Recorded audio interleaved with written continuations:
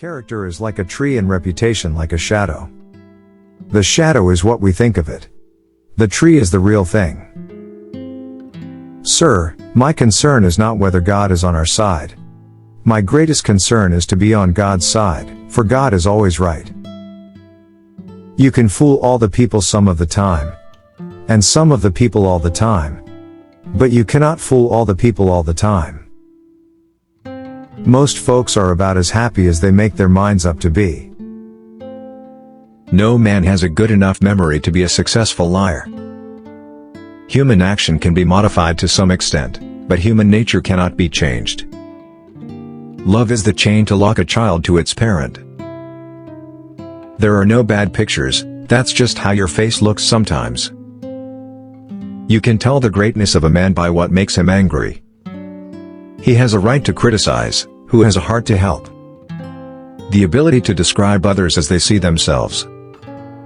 A farce or comedy is best played.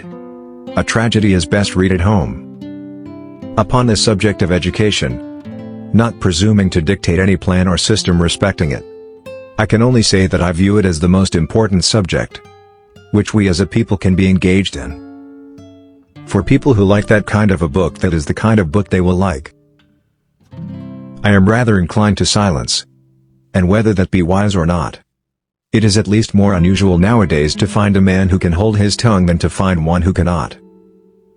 When you reach the end of your rope, tie a knot and hang on. You cannot escape the responsibility of tomorrow by evading it today. Better to remain silent and be thought a fool than to speak out and remove all doubt. Leave nothing for tomorrow, which can be done today. Adhere to your purpose and you will soon feel as well as you ever did. On the contrary, if you falter and give up, you will lose the power of keeping any resolution, and will regret it all your life. And in the end, it is not the years in your life that count. It's the life in your years. We can complain because rose bushes have thorns, or rejoice because thorn bushes have roses. Every man's happiness is his own responsibility. If I am killed, I can die but once. But to live in constant dread of it is to die over and over again. Nearly all men can stand adversity. But if you want to test a man's character, give him power. I would rather be a little nobody than to be an evil somebody. I have been driven many times upon my knees by the overwhelming conviction that I had nowhere else to go. My own wisdom and that of all about me seemed insufficient for that day. Always bear in mind that your own resolution to success is more important than any other thing. I'm a success today because I had a friend who believed in me and I didn't have the heart to let him down. I have a congenital aversion to failure. I happen temporarily to occupy this big White House. I am living witness that any one of your children may look to come here as my father's child has. The greatest fine art of the future will be the making of a comfortable living from a small piece of land. I am not bound to win, but I am bound to be true. I am not bound to succeed, but I am bound to live by the light that I have. I must stand with anybody that stands right, and stand with him while he is right, and part with him when he goes wrong. And having thus chosen our course, without guile, and with pure purpose, let us renew our trust in God, and go forward without fear, and with manly hearts. Human nature will not change. In any future great national trial, compared with the men of this, we shall have as weak and as strong, as silly and as wise, as bad and as good. What is to be, will be, and no prayers of ours can arrest the decree.